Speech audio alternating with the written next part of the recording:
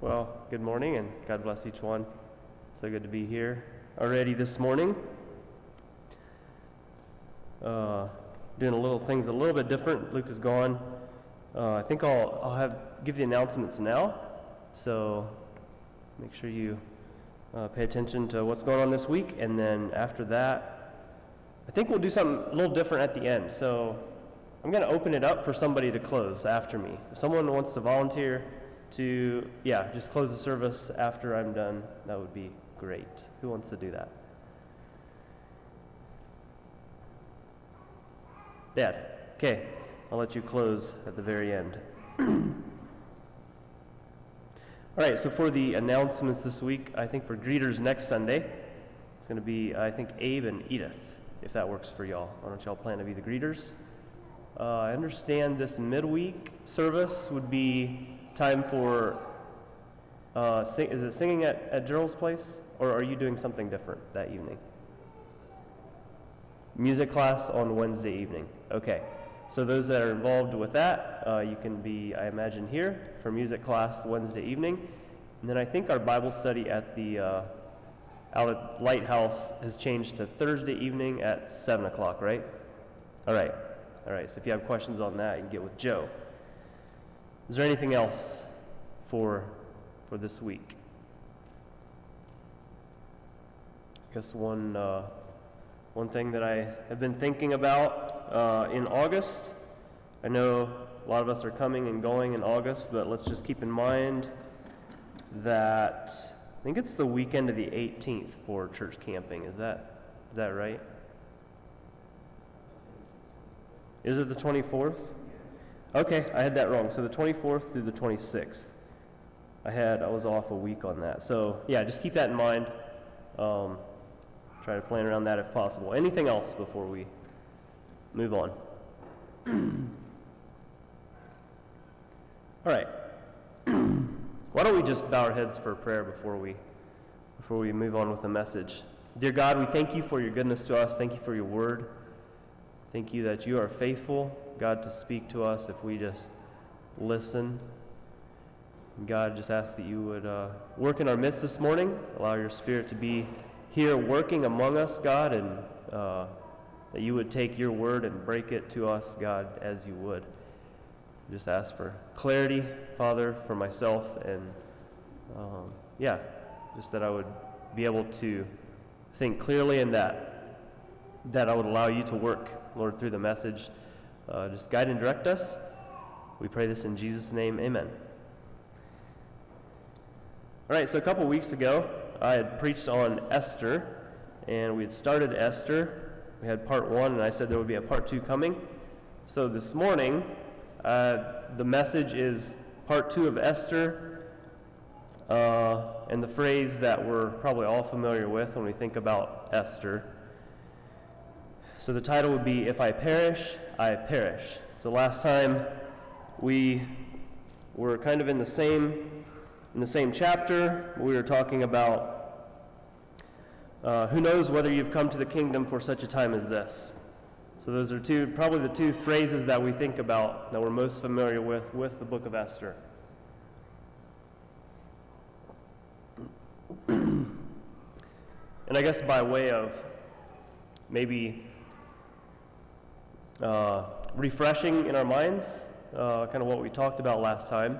So we kind of looked at Esther's path to being queen, to being Ahasuerus' queen.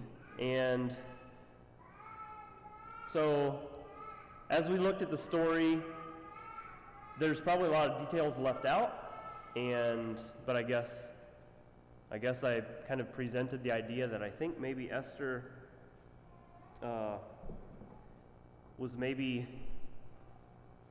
it could well have been that she was living a second best, or there were maybe things about the way that she did things that were not right. And I don't know for sure. I want to clarify that we don't have all the details to what Esther's true character was. There's a lot of details left out, and so I would like to say that we don't know for sure. Maybe there are details left out that would be helpful for us to understand that she was completely upright, and but it seems from the information that we have that she was a broken person, and that this was she was maybe not the heroess that we usually think of her as.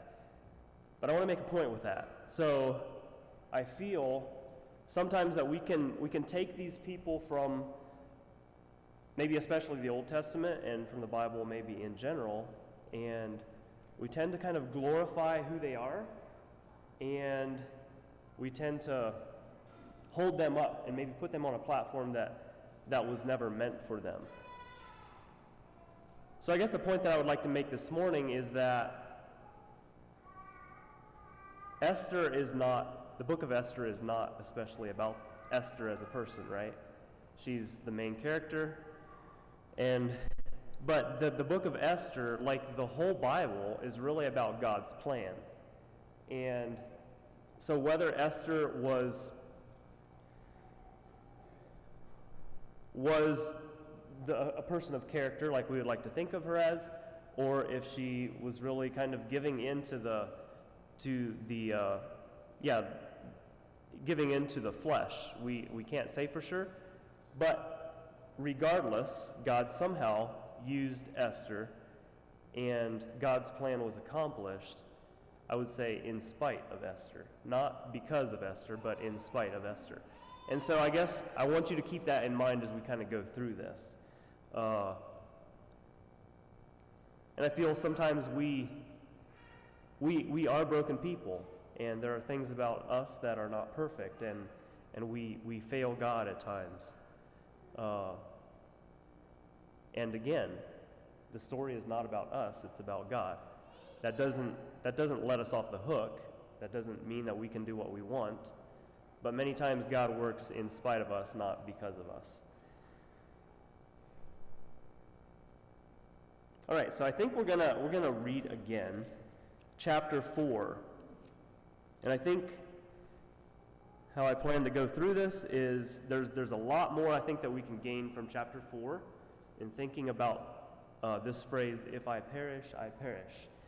And then after that, we're actually going to read a lot of the book, and as it is, the story of how God came through for the children of Israel. Okay, so Esther 4. Let's read that again just to kind of place us in their shoes. When Mordecai learned all that had happened, and we know from the story before this, that what had happened is that the Israelites had a death sentence put on them by this man Haman, and by the king's commandment, they were to be destroyed. All the Israelites that were in the kingdom here of Ahasuerus. When Mordecai had learned all that had happened, he tore his clothes and put on sackcloth and ashes and went out into the midst of the city. He cried out with a loud and bitter cry. He went as far as the front of the king's gate, for no one might enter the king's gate clothed with sackcloth. And in every province where the king's commandment and decree arrived, there was great mourning among the Jews, with fasting, weeping, and wailing, and many lay in sackcloth and ashes. So Esther's maids and eunuchs came and told her, and the queen was deeply distressed. Then she sent garments to clothe Mordecai and take his sackcloth away from him, but he would not accept them. Notice Esther's first response to the problem. She thought that she could put clothes on her uncle Mordecai, regular clothes, and that this would fix the problem, right? And so that's maybe kind of, I think maybe our tendency when we deal with heartache, or if I know that you have a problem, maybe I tell you just to get over it, right? Or maybe just that you should be able to overcome this. But she wasn't really even caring about like what was going on in his life. And so she sent clothes, and he refused them because just by putting on his normal clothes again was not going to fix the problem, right? Okay, so here we go. She sent garments to clothe Mordecai and take his sackcloth away from him, but he would not accept them. Then Esther called Hathach, one of the king's eunuchs, whom he had appointed to attend her, and she gave him a commandment concerning Mordecai to learn what and why this was. So Hathach went out to Mordecai in the city square that was in the front of the king's gate. And Mordecai told him all that had happened to him and the sum of money that Haman had promised to pay into the king's treasuries to destroy the Jews. He also gave him a copy of the written decree for their destruction, which was given at Shushan, that he might show it to Esther and explain it to her, and that he might command her to go into the king to make supplication to him and plead before him for her people. So Hathach returned and told Esther the words of Mordecai. Then Esther spoke to Hathach and gave him a command for Mordecai. All the king's servants and all the people of the king's provinces know that any man or woman who goes into the inner court of the king, who has not been called, he has but one law: put all to death except the one to whom the king holds out the golden scepter, that he may live. Yet I myself have not been called to go into the king these 30 days. So they told Mordecai Esther's words. And Mordecai told them to answer Esther, "Do you think in your heart that you will escape in the king's palace any more than all the other Jews?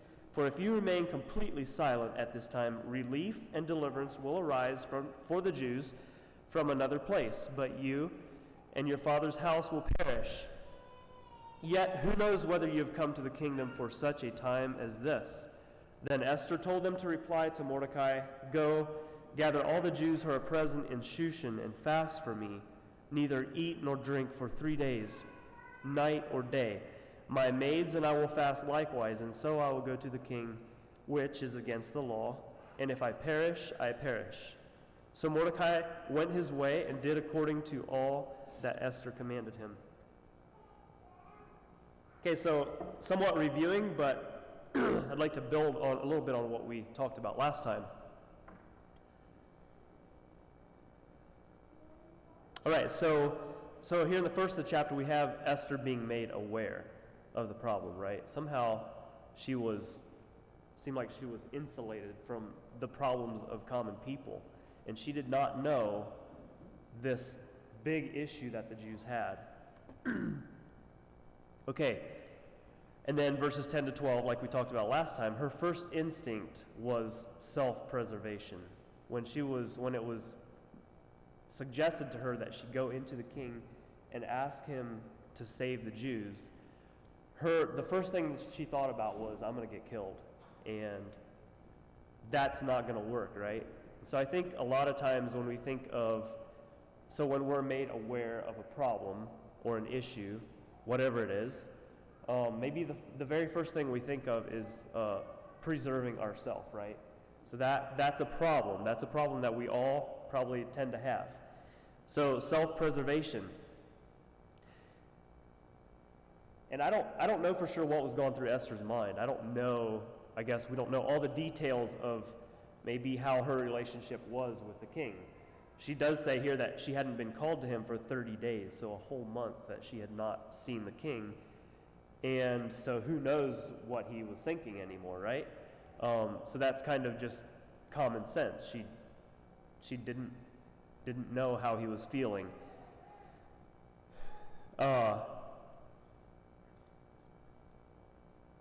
So that's maybe the first instinct that we have to fight against when we have an issue at hand, is saving myself, my reputation, my life in this case, right? So that's, Esther is called to serve. She's asked to consider serving the Jews, and she says, no way, I might get killed. Which is kind of ironic, because she was part of this group that was going to get killed. And Mordecai kind of exposes the logic, or the lack thereof, I guess. He says here, do you think, in your heart, do you really think that you will escape in the king's palace any more than all the other Jews? So that's kind of the first thing in this section of verses here, from 13 to 14. Do you really think you're going to escape? Number one. Number two, he reminds her that she's dispensable, right? And I think we need to keep that in mind as well. So if we refuse to serve God in the capacity that he has for us, God can pretty easily just brush past us and go to the next person if we refuse to serve or to be in his will. So Mordecai here, he says, if you remain completely silent at this time, relief and deliverance will arise from the Jews, for the Jews from another place. But you and your father's house will perish. So one thing is pretty certain in Mordecai's mind. He has faith. He knows that he knows God's promises to Israel. And he says, I'm confident that God will work it out. God will save the Jews. But he says, if you refuse in the position that you're at, God is he's gonna get somebody else to do your job. So we are, in that sense, maybe dispensable, right? We're not indispensable in God's kingdom. God is able to get his job done. If we refuse to do it, he'll get someone else to do it. And then the third thing in this little section, yet who knows whether you've come to the kingdom for such a time as this. So what if everything that's transpired up to this point is bringing you to this position to do this very thing, to go and ask the Jew or the king that the Jews would be spared. All right, so that kind of brings us up to the next section here. Then Esther told them to reply to Mordecai, go gather all the Jews who are present in Shushan and fast for me. Neither eat nor drink for 3 days, night or day. My maids and I will fast likewise. And so I will go to the king, which is against the law, and if I perish, I perish. As I mentioned last time, I don't think the name of God is mentioned one time in the book. And I think possibly this is the only book that doesn't have God named. And neither, even here in their most, in the time of crisis, it doesn't especially say that they prayed. There's a chance that they prayed, and I think that's what they were doing probably. We can probably deduct from this that they were praying. They were at least fasting, and I think they were seeking God. So I think we can deduct that. But yeah, it has a lack of kind of that spiritual terminology. All right, so she agrees that she will fast for 3 days, and she asks that the people of Israel would band together in solidarity for the same purpose. And she says here, so I will go to the king, which is against the law, and if I perish, I perish.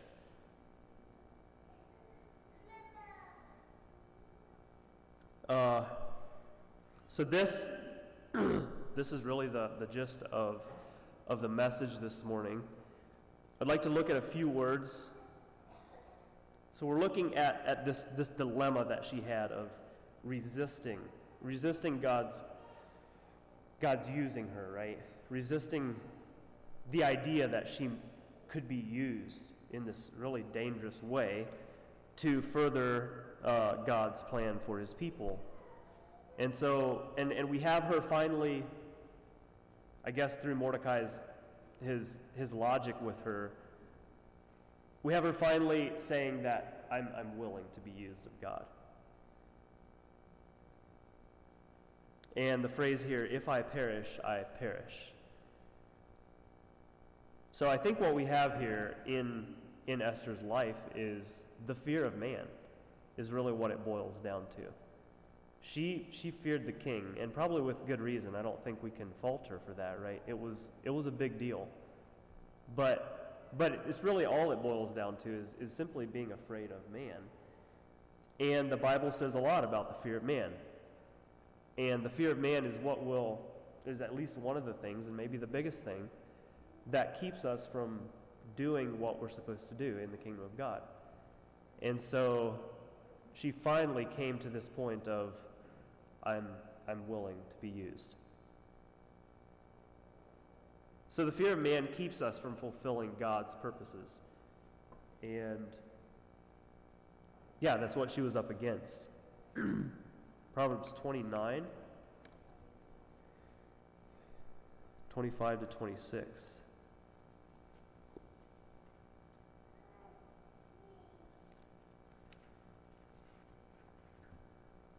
Proverbs 29, 25. The fear of man brings a snare, but whoever trusts in the Lord shall be safe. Many seek the ruler's favor, but justice for man comes from the Lord. Okay, so the fear of man is a trap. It's a snare. It will get us in trouble every time if we give in to that fear of man and allow it to keep us from doing what God has asked us to do. You know, fear of man, I think, is really common. I hope you agree with me, right? It's something that it feels like we deal with it all the time. We're afraid of what people will think if we do something, and you know, maybe sometime with good reason. But when I think the distinction should be that when God has asked us to do something, we do not allow the fear of man to keep us from going there, right? So that I think is a biblical truth. That does not allow us. We can't define what it is that God asks us to do. We obviously have to be.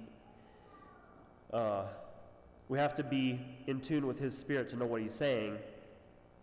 But when God asks us to do something, and we really know that it's coming from God, the fear of man might keep us from going there. Even Jesus, I think, faced the fear of man. So if we look at, we just went through this last Sunday as we went through communion. So we looked at Jesus in the garden, and He was in extreme agony, right? And He did not want to face what was ahead of Him.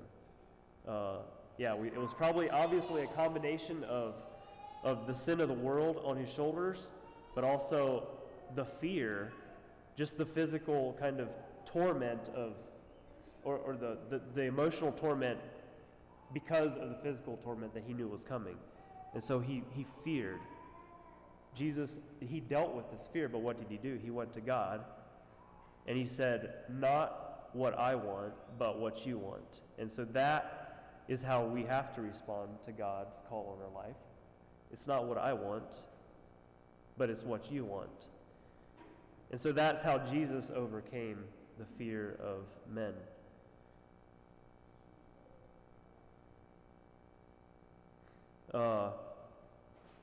In Matthew 10:28, Jesus tells His disciples, I think it was kind of when He was sending them out to evangelize, He told His disciples, said, don't fear what men can do to you. Don't fear men that can kill the body. He said, rather fear Him who can kill the soul and the body in hell. And that's kind of in my own words. It's interesting to me that Jesus still battled against that fear when He came, but he submitted to God, and he gave it over to God, and He was able to be faithful in what God was asking Him to go through.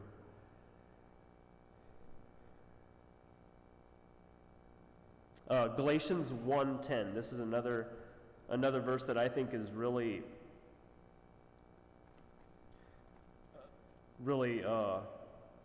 goes along with this thing of fear of men.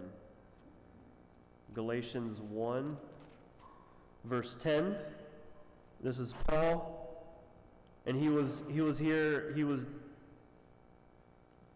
after the Galatians because they were believing things that they hadn't believed before.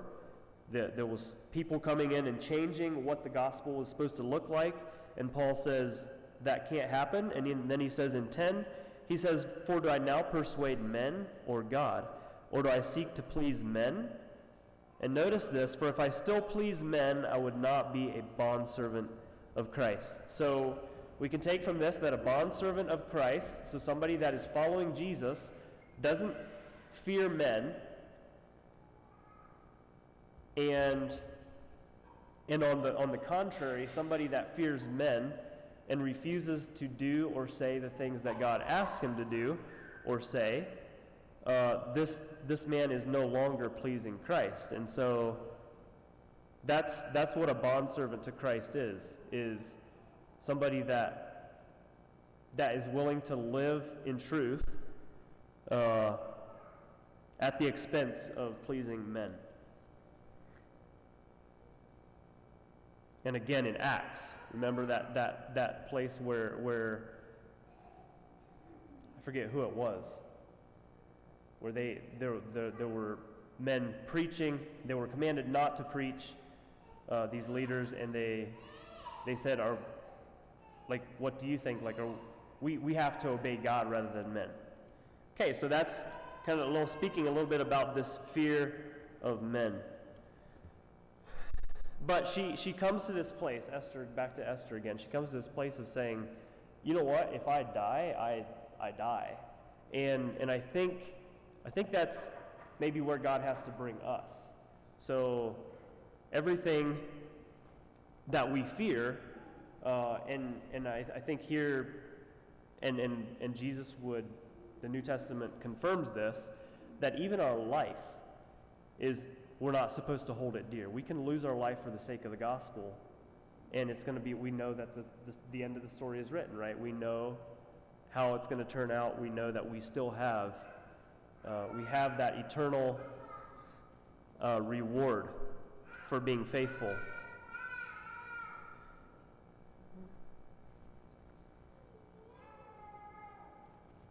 All right, so this is Esther coming again, like I said, to this place of just complete surrender to what God wanted her to do. And she said, if I perish, I perish. And she was okay with that. So I think this, in my own words, this is Esther coming to a place of getting herself out of the way. And I think if we don't do that, then we're going to be in trouble. So when we are the first priority, when our safety, like Esther's was, and our reputation or our life, whatever it is, comes in the way of God's will for us, then we have to get over ourselves. And the story is not about us. And I think this is her coming to that place of realizing that, you know what, it's not about me, but it's about what God wants to do. And then only at that point was God able to work. And so I think if we can come to that place of realizing that, you know what, this is not about me. This is not about what I want. This is not about my agenda, but this is about what we have to be committed to what God wants. At that point, God will work in our midst, right? In our lives. So the rest of the story is God working because man was gotten out of the way. And although he used Esther in the capacity that he did, it was all about what God wanted to do for his people. So I think we'll just read the rest of the story, and we'll make a few comments, I guess, as we go.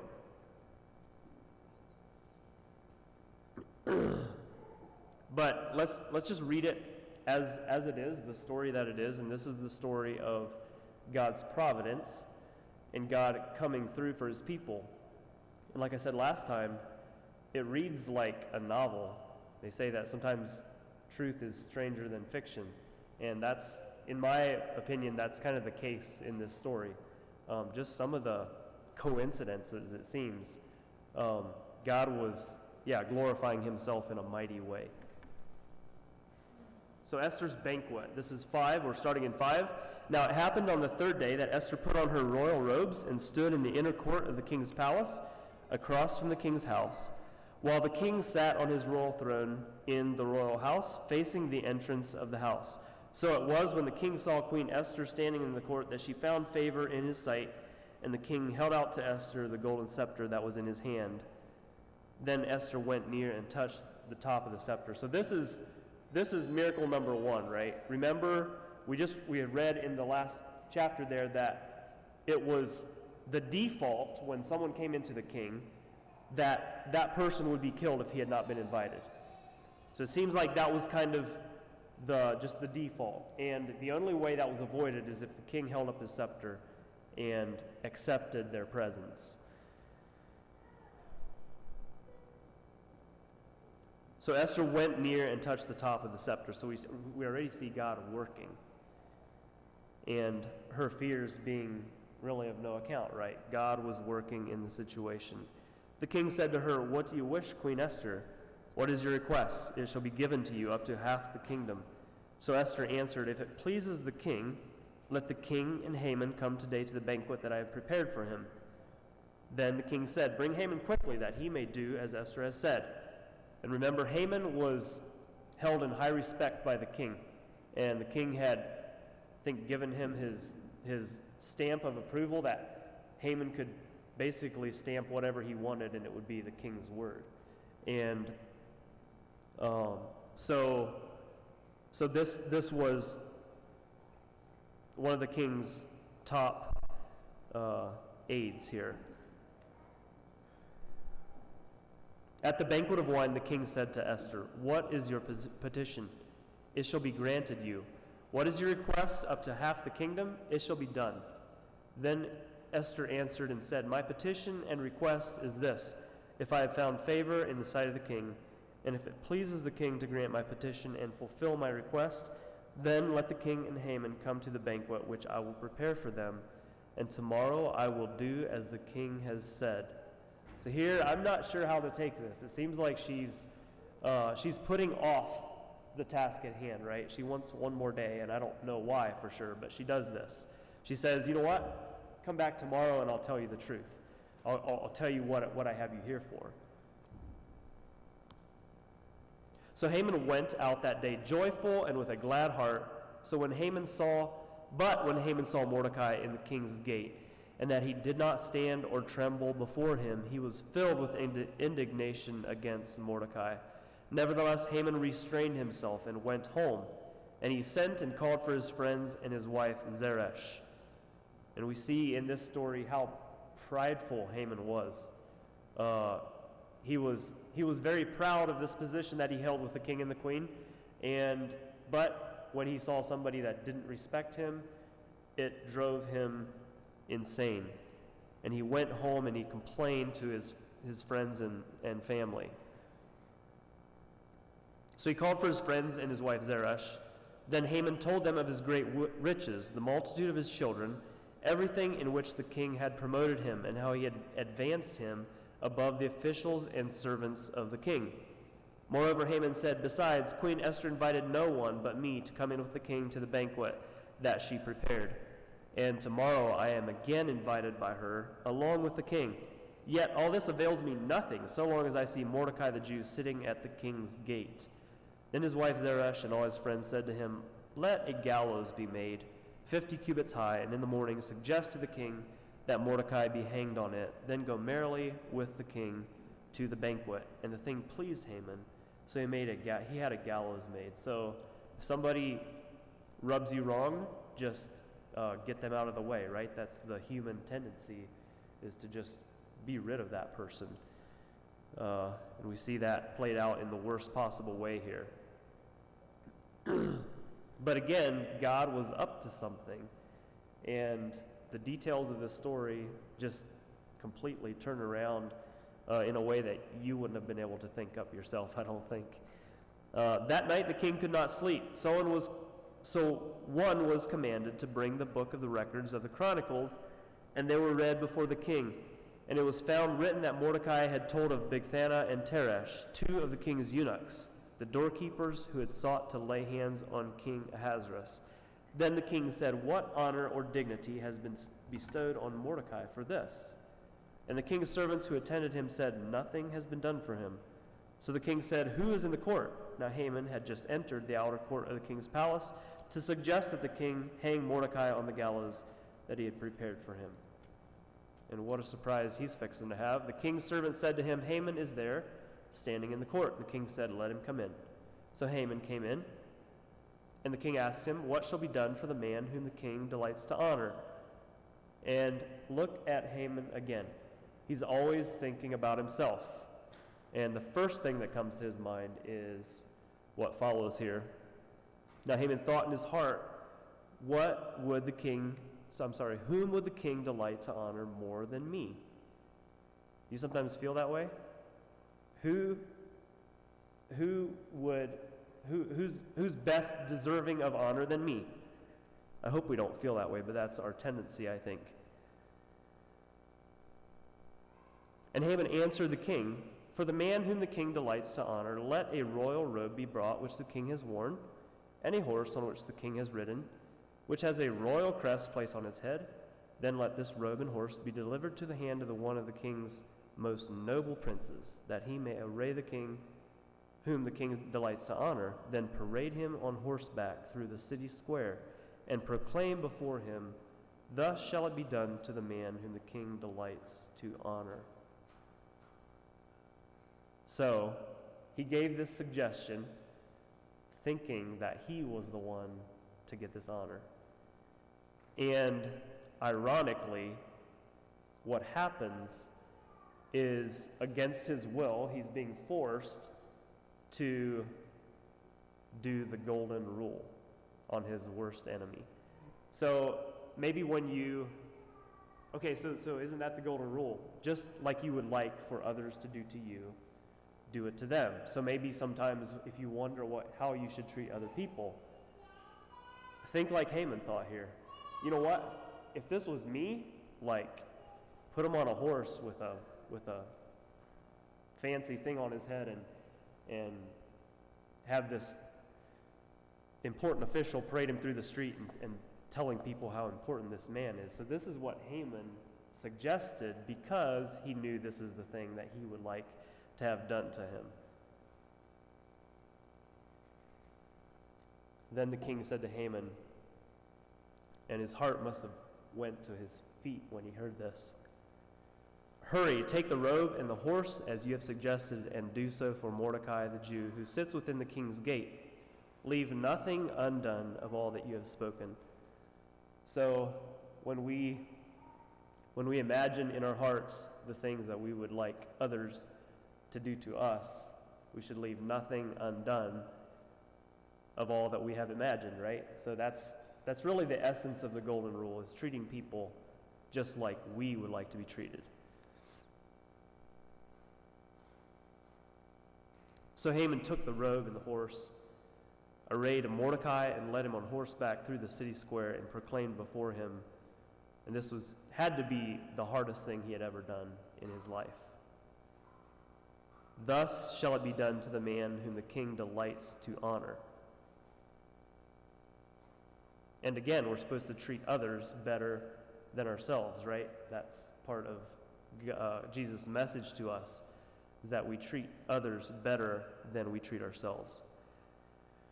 Afterward, Mordecai went back to the king's gate.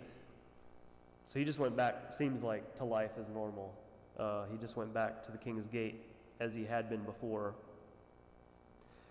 But Haman hurried to his house mourning and with his head covered. Then Haman told his wife Zeresh and all his friends everything that had happened to him. His wise men and his wife Zeresh said to him, "If Mordecai, before whom you have begun to fall, is of Jewish descent, you will not prevail against him, but will surely fall before him." While they were still talking with him, the king's eunuchs came and hastened to bring Haman to the banquet which Esther had prepared. And I think Haman was in a completely different state of mind than the other banquet.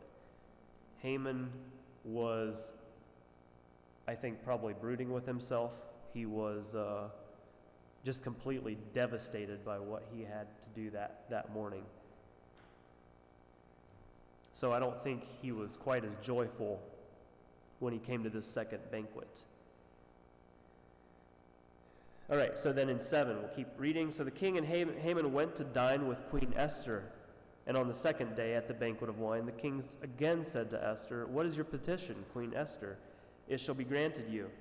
And what is your request? Up to half the kingdom, it shall be done." And I think, to be fair, the story was not over for Esther, right? She could have still had this nagging fear because she knew, or she didn't know how the king was going to respond to this. Because the king had put his approval on the Jews being killed, and up to this point, as far as we know, he still did not know that Esther was a Jew. It's obvious as we read down through here. He did not know that she was part of this group that he had sentenced to death by approving the plan that Haman had. And so we still have Esther in a place of really a lot of unknowns. She had no idea, and she could still be killed. Like this, there was no guarantees for her life. But we see her pressing on in just courage. It seemed like courage and faith that God would work. Then Queen Esther answered and said, "If I have found favor in your sight, O king, and if it pleases the king, let my life be given me at my petition, and my people at my request. For we have been sold, my people and I, to be destroyed, to be killed, and to be annihilated. Had we been sold as male and female slaves, I would have held my tongue, although the enemy could never compensate for the king's loss." So King Ahasuerus answered and said to Queen Esther, "Who is he, and where is he, who would dare presume in his heart to do such a thing?" So the king is dumbfounded that somebody would try to kill the queen and her people. And Esther said, "The adversary and the enemy is this wicked Haman." So Haman was terrified before the king and queen. Then the king arose in his wrath from the banquet of wine and went into the palace garden. But Haman stood before Queen Esther pleading for his life, for he saw that evil was determined against him by the king. Kind of surprises me, actually, that the king had this much self-control, that he went out into the garden and walked around and got his cool before he made a decision. I'm surprised that he didn't completely fly off the handle at this point, but he shows at least a measure of self-control here. And he goes out, and this could be maybe an example to us when we are confronted with an uncomfortable truth. Why don't we take some time and think about it before we and give ourselves some time to make an informed decision. Then the king, so he went out, we read that. Then the king returned from the palace garden to the place of the banquet of wine. Haman had fallen across the couch where Esther was. Then the king said, "Will he also assault the queen while I am in the house?" As the word left the king's mouth, they covered Haman's head. Now Harbona, one of the eunuchs, said to the king, "Look, the gallows 50 cubits high, which Haman made for Mordecai, who spoke good on the king's behalf, is standing at the house of Haman." Then the king said, "Hang him on it." So they hanged Haman on the gallows that he had prepared for Mordecai. Then the king's wrath subsided. Okay, so here we have just kind of, I guess, the type of retribution that you see in the unsaved world, right? So if somebody tries to kill somebody else, if they're found out, they'll be killed themselves. This is just kind of human nature playing itself out here. On that day, starting in 8, on that day, King Ahasuerus gave Queen Esther the house of Haman, the enemy of the Jews. And Mordecai came before the king, for Esther had told how he was related to her. So the king took off his signet ring, which he had taken from Haman, and gave it to Mordecai. So now we have Mordecai being placed in the same position that Haman had been. He gave him his ring of approval. And Esther appointed Mordecai over the house of Haman. Now Esther spoke again to the king, fell down at his feet, and implored him with tears to counteract the evil of Haman the Agagite, and the scheme which he had devised against the Jews. And the king held out the golden scepter toward Esther. So Esther arose and stood before the king and said, "If it pleases the king, and if I have found favor in his sight, and the thing seems right to the king, and I am pleasing in his eyes, let it be written to revoke the letters devised by Haman, the son of Hammedatha, the Agagite, which he wrote to annihilate the Jews who are in all the king's provinces. For how can I endure to see the evil that will come to my people? Or how can I endure to see the destruction of my countrymen?" So here we have, again, it seems like before, when Esther had first gone, and she was part of the king's harem, she was the queen, and she was, I think in a lot of ways, insulated from normal life outside the palace. But now we have her really with a changed heart. We have her sympathizing, empathizing with the people that were, I guess, below her in rank. And that's how God changes us, right? James tells us that we should not be, we shouldn't be choosy with our friends. We shouldn't be, can't think of the word there that I'm looking for. Yeah, we shouldn't be partial in ourselves and make, differentiate between between people. And so here we have, seems like God softening Esther's heart to really care about the people that, her people.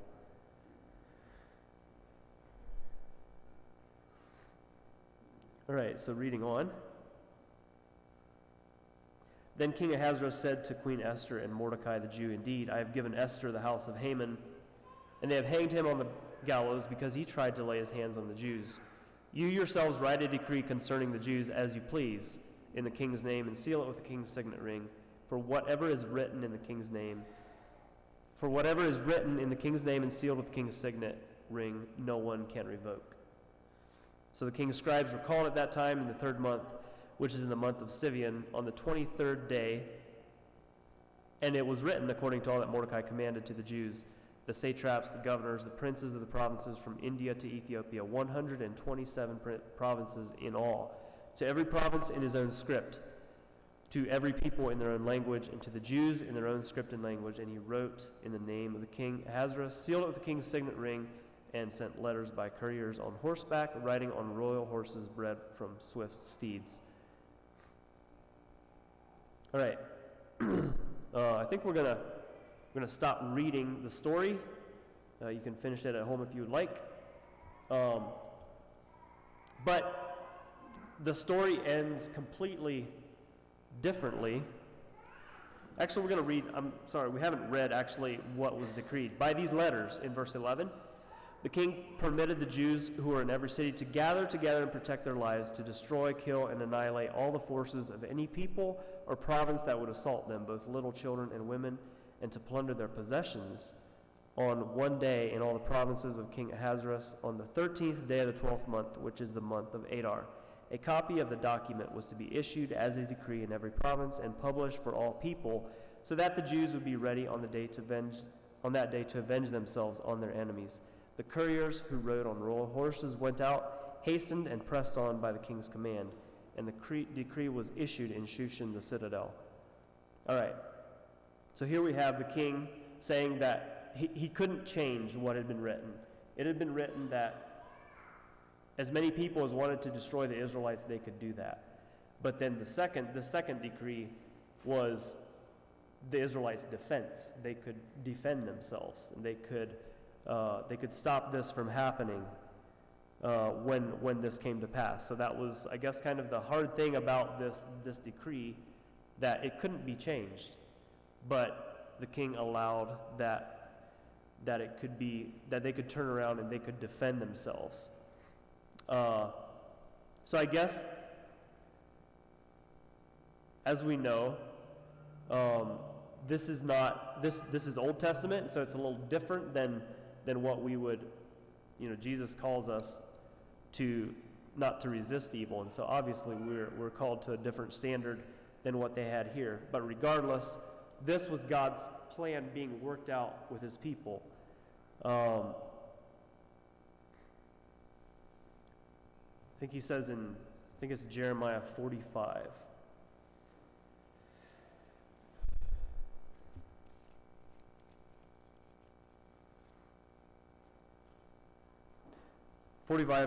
Verse 5 and on. And do you seek great things for yourself? Do not seek them, for behold, I will bring adversity on all flesh, says the Lord, but I will give your life to you as a prize in all places wherever you go. So God was promising Israel that he would protect them, and that he would save them from their enemies, and that he would give them their lives as a prize back in all the places where they went. So I think this is God being faithful to that promise and protecting the physical, the nation of Israel there. So we see God working, and as I said before, I think in spite of maybe the brokenness of the people that he had to work with, Esther, we're not quite sure on on how godly or upright a person that she was. And it seems like, I guess kind of like we are, she really had really the natural, I guess, first reactions that we tend to have. Self-preservation. You know, this is going to affect me in a bad way. This is not going to work out very well. But it seemed like, yeah, with the help of her uncle, she was able to get past that and realize that God's plan was so much bigger than her. And I guess that would be my encouragement to all of us, is that whatever it is that we're facing, we have to get out of the way. We have to get out of the way for God to allow God to work. And if we can do that effectively, if we can just get out of the way, be faithful to God in the place where He's put us, then God will bring salvation, right? God will be the one to get the glory, as He did in the story of Esther. So I guess as we finish up Esther, that's all I think there's probably lots more that we could get from Esther, but I think we'll stop with that. That's what I take from Esther is, in spite of broken people, in spite of people that maybe weren't everything they should have been, God had a plan once they got out of the way and allowed God to work. So I guess I've been inspired as I look at Esther, and yeah, I think there's just a lot of spiritual application that we can take for ourselves. So I think that's all I have. I'll turn the time back to Dad.